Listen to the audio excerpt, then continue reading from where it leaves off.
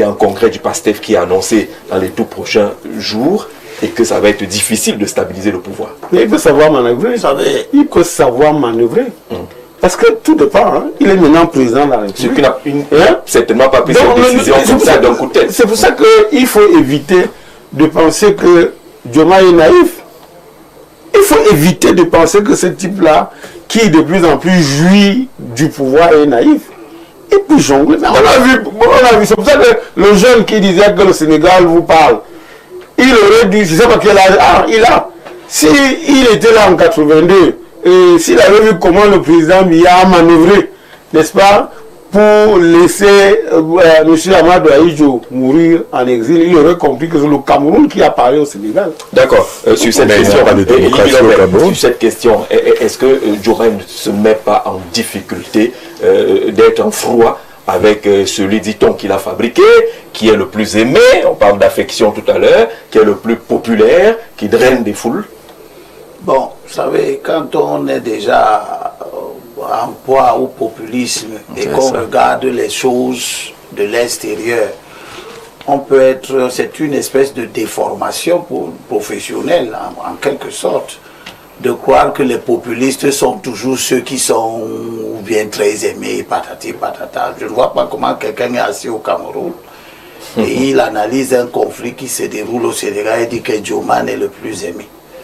Rien ne vous dit que si on ne part que Sonko est le plus aimé. Rien ne vous dit que si on part aux élections, à l'intérieur même du PASTEF, que Diomaye va les perdre. Parce que Diomaye a le pouvoir. Et puis ça fait quoi? Il peut manœuvrer. Il a le pouvoir. Il a avec lui déjà la puissance, mais il a la fascination du pouvoir. Entre celui qui parle seulement bien et celui qui a le pouvoir, naturellement, les militants sont portés à aller vers celui qui a le pouvoir. Parce que c'est lui qui positionne les gens. C'est lui qui fait le destin des gens. Dans nos partis africains, là où les gens sont là par clientélisme, etc., etc. Et quand on a vu beaucoup d'autres partis, comment ils ont évolué avec des crises au sommet, on voit très bien que quand vous regardez en Côte d'Ivoire avec le parti de président Gbagbo, le FPI, Afingessa. Afingessa pensait qu'il avait ceci ou cela. Il a tenu le parti pendant que Gbagbo était en exil, en prison. Mais après, quand Gbagbo est revenu, qu'est-ce que Afingessa est devenu? Il n'est rien devenu. Donc il faut faire attention avec cela. Moi je pense que nous aussi nous pouvons parler au Sénégal en disant qu'il faut souvent imiter les bons exemples qui permettent d'obtenir la stabilité. Le président Senghor a passé le pouvoir à Abdou Diouf. Et il a laissé Abdou Diouf faire. Il est parti, il a quitté la scène politique sénégalaise, tout au moins publiquement. Il est allé s'occuper de ses affaires, de ses relations d'amitié avec l'Académie française, etc. Et ça a permis à un président Abdou Diouf de s'affirmer, de prendre les rênes du Parti socialiste sénégalais et de faire ce qu'il a pu faire. Bon. Il aurait pu rester dans l'ombre comme on a voulu voir au Cameroun, n'est-ce pas? Et tirer les ficelles, à donner des ordres. Parce qu'il ne faut pas oublier que quand Abdou Diouf devient président, il est tout petit, hein? C'est un petit type de moins de 35 ans là, quand il devient président. Donc Senghor pouvait avoir cette condescendance à dire qu'il va le guider, mais il a laissé Abdou Diouf faire. À partir du moment où Sonko a laissé, la situation a voulu que Diomaye devienne président, Sonko aurait dû avoir la sagesse d'imiter le président Senghor et de laisser Diomaye gérer. Voilà. Ça n'a pas été fait. Maintenant, je donne un autre conseil, si je peux être écouté par les députés du PASTEF. Parce qu'il y a une majorité écrasante du PASTEF. Il vaut mieux, parce que si il y a une crise dans le PASTEF, elle va forcément fragiliser le PASTEF. On peut même lui faire perdre le pouvoir. Il ne faut pas croire que les populations aiment des crises politiques.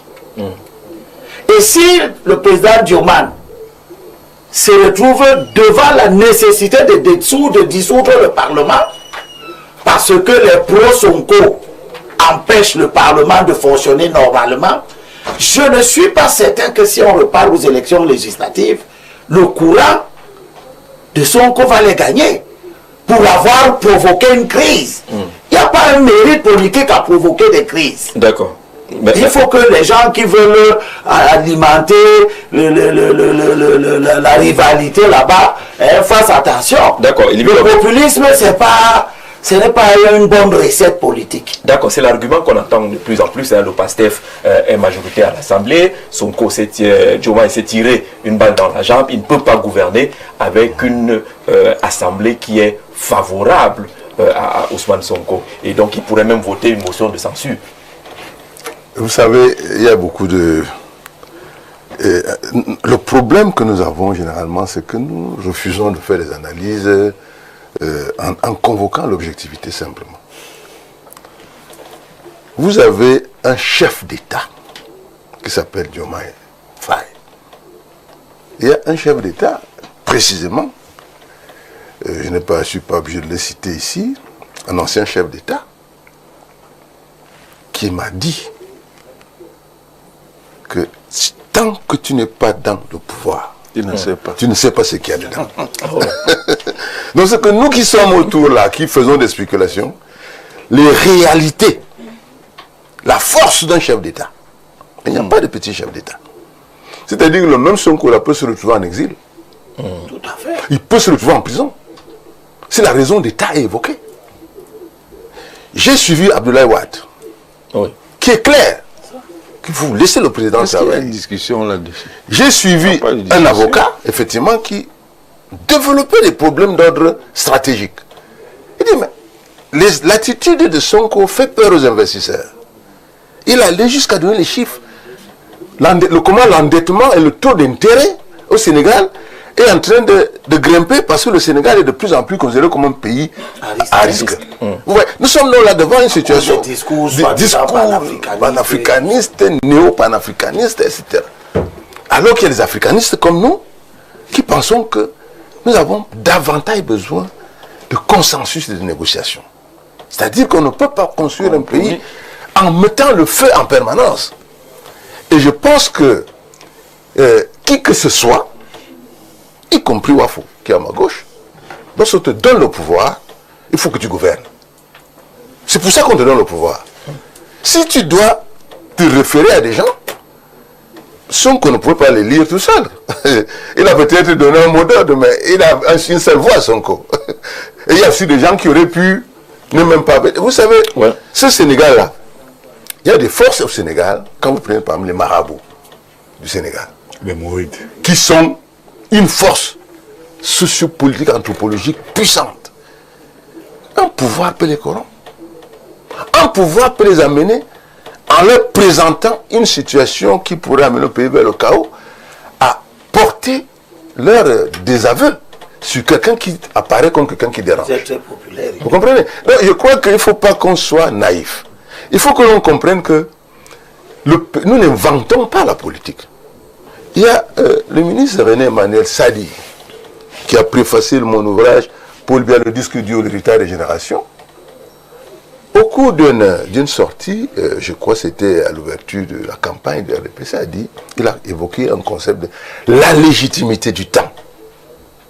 Il y a des choses qu'on ne connaît pas si on n'a pas vu, si on n'a pas été là. Vous avez été un brillant inspecteur des impôts. Vous n'êtes pas un homme politique. Parce que l'attitude de Sonko est davantage une attitude de syndicaliste.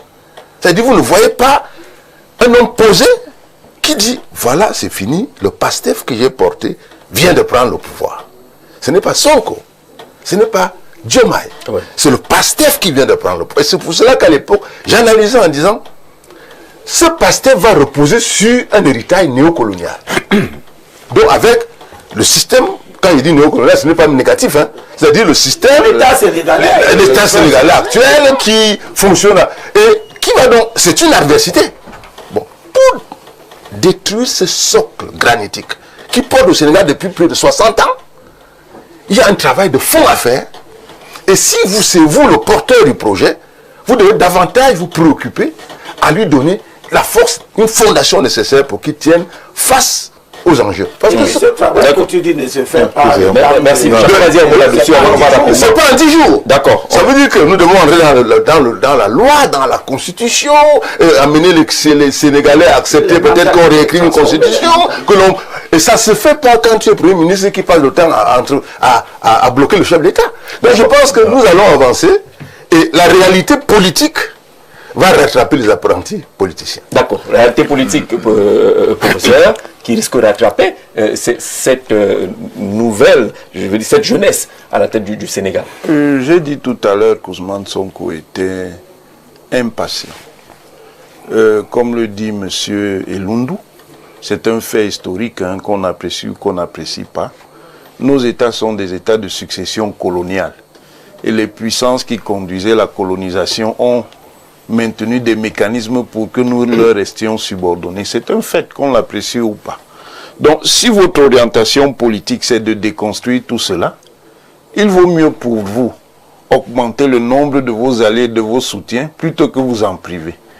Ça veut dire que la bonne logique, c'était de faire un compromis interne, c'est-à-dire de réduire les divergences qu'il y a avec Diomaye pour que le projet, justement, souverainiste avance. Or, ce qu'il a fait, c'est qu'il a renforcé, bon maintenant on va voir la part même de ce qu'on peut appeler le peuple sénégalais, mais il a renforcé les soutiens internationaux de Diomaye. C'est-à-dire, ils vont maintenant voir Diomaye comme une solution. Si la perspective néo-souverainiste que Sonko incarne les gêne, ils vont donner à Diomaye tous les moyens pour combattre Sonko. On a l'impression que Diomaye a eu ces assurances-là. Il revient d'un sommet où... Je ne parle pas comme ça. C'est pas que je ne parle pas comme ça, comme dirait certains, pour rien. Justement, parce qu'il sort d'un sommet, on l'a vu jouer au ballon avec Macron. Ça voilà le nœud du problème. Voilà, allez-y. Je suis d'accord, pour une fois avec... Une fois. C'est ça le nœud du problème. Ouais. Il y avait des puissances qui n'avaient pas intérêt que Sonko, n'est-ce pas, impose sa vision, du moins, que la vision de Sonko triomphe. C'est ça le nœud du problème. Et c'est normal. Bah, toi, non, mais écoute, c'est normal pour qui? Ah, d'accord. Même pour Sonko. Non, Sonko doit prendre ça en compte. Non. Il ne prend pas ça en compte dans son analyse. Il prend ça en compte. Vous l'avez semblé à donc partir ailleurs. C'est pour ça que quand vous avez dit c'est normal, j'ai demandé pour qui. Non. Et il a précisé. Oh là là. C'est la réelle politique. Monsieur. Allez-y. On a vu. On ne vous interrompt pas. Je dis c'est ça le nœud du problème. Parce que Sonko avait une vision souverainiste. Diomaye, sachant que en interne, pour le moment, je précise bien, dont n'a pas les coups de franche, avait intérêt, n'est-ce pas, à s'appuyer sur les forces étrangères pour essayer de faire un équilibre ou alors de passer devant, donc pour briser Sonko.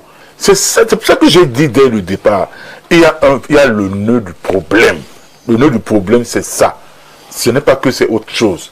C'est que les puissances occidentales se sont rendues compte qu'avec Sonko, il était plus difficile pour eux de manœuvrer dans le sens de leurs intérêts. C'est le problème. Plutôt qu'avec Diomaye Faye. C'est ça le nœud du problème. Mais c'est tout bon. Maintenant, comment va réagir le peuple sénégalais? Le peuple sénégalais, c'est un peuple mûr. Ça, on peut le dire aujourd'hui, c'est un peuple mûr. Parce que vous avez vu le combat du peuple sénégalais, comment ils ont fait tomber Abdou Diouf, comment ils ont fait tomber Ouad, comment ils ont fait tomber Macky Sall. C'est un peuple qui n'est pas distrait.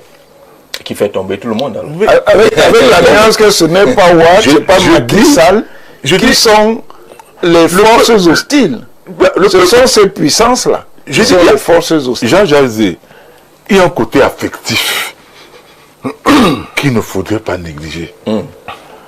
Comment faire sortir la conscience du peuple sénégalais que c'est Ousmane Sonko qui aurait pu être président et que c'est parce que il était inéligible de par la loi qu'il a choisi Diomaye Faye. Mais là, vous allez demander autre... Et la preuve, c'est quoi? C'est que... Là, il ne sera plus mûr, ce peuple sénégalais. Mais là, on réfléchit sur celui qui t'a donné l'escalier. Il faut faire attention. Celui qui a le pouvoir, qui si le président Diomaye Faye avait cette capacité de manœuvrer assez facilement, quand le projet de loi est arrivé à l'Assemblée, ce projet de loi qui pouvait permettre à Ousmane Sonko d'être candidat aux prochaines élections.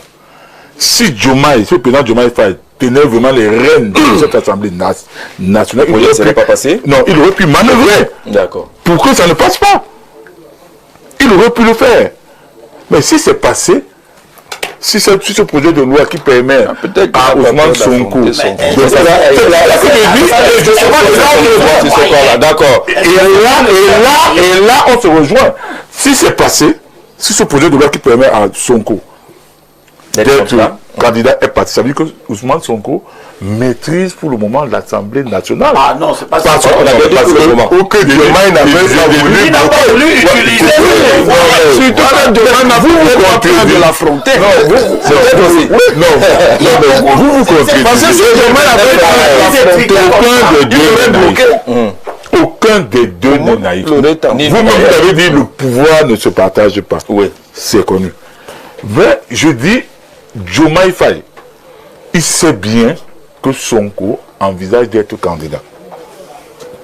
Et est même prêt à l'affronter au futur présidentiel. C'est-à-dire qu'il aurait pu prendre des dispositions pour le bloquer en amont. S'il avait la majorité au Parlement. Prédécesseur. Oui, mais il a écouté cela. Il sait certainement sur quel levier il va actionner le moment. C'est pour dire que les députés du PASTEF, actuellement, sont majoritairement derrière Ousmane. Parce qu'il y avait eu un blocage. D'accord. Bon, maintenant, le blocage. Moi je dis, une fois de plus, c'est dommage. D'accord. Voilà deux jeunes qui arrivent. Il y a un qui a combattu, qui a même fait la prison et tout, et qui a soutenu l'autre. Ils auraient pu faire comme en Russie. D'accord. C'est-à-dire que quoi, ils s'entendent. L'un qui a fait passer Diomaye comme président. Maintenant, vous vous mettez ensemble, vous faites des compromis, et puis, même s'il est question que celui qui ne s'est pas présenté hier puisse se présenter demain, et que celui qui est président puisse ne pas se représenter, ça aurait été mieux pour le peuple. D'accord. Merci Jean-Robert. Mais malheureusement, bon. Merci Jean-Robert. Merci pour la pertinence justement de vos réactions. Ce sujet n'était pas à l'ordre du jour, mais on voit bien que on ne peut pas vous surprendre, quel que soit le sujet. Bonjour à vous et à tous les panélistes. J'interpelle tous ceux qui abordent la politique avec légèreté, séduits par l'illusion d'une révolution africaine portée par deux jeunes Sénégalais. Plus que jamais, la lucidité doit demeurer notre principal repère. Heureusement, des voix comme celle du professeur Mathias Eric Wonangini ou d'Abel Limbilobe, analyste politique de référence, appelle au président Paul Biya, continue d'éclairer le débat public. C'est Daniel depuis Douala, il a sa classification, hein, il vous met après le président. C'était lui lancer les cailloux. Bonjour Jean-Jacques Zé, bonjour aux panélistes. Le président Ouad avait résumé la situation en son temps. Il est attendu d'un Premier ministre qu'il soit justement Premier ministre et qu'il mette en œuvre la politique définie par le président et non préparer son accession au pouvoir. La même chose s'est passée en Gambie avec le président Barrow et Ousseynou Darboe, qui en tant que vice-président se préparait plutôt à accéder au pouvoir au bout de 3 ans qu'à jouer son rôle de vice-président. C'est en cela que le concept selon lequel il faut d'abord renverser le pouvoir en place et après on verra est une impasse. L'ingénieur Vincent Atangana depuis Kigali au Rwanda, merci beaucoup de participer à ce programme. Le panel, il faut que les Africains apprennent à respecter les accords. La Russie a connu ce cas. Voilà, respecter les accords. Dans ces accords-là, Diomaye est président, l'autre est premier ministre et il doit attendre son tour. C'est ça la configuration. La relation entre Poutine et Medvedev n'est pas du tout en rien même semblable à celle entre Diomaye et Sonko. C'est pas la même chose. Le parti de Poutine est un fondateur de parti. Il est président. Il fabrique Medvedev. Mais qui fabrique du Diomaye? Et puis ce n'est pas la démocratie libérale. La situation de démocratie, la démocratie russe, tu la confonds, tu la compares à la démocratie. On prend un dernier message.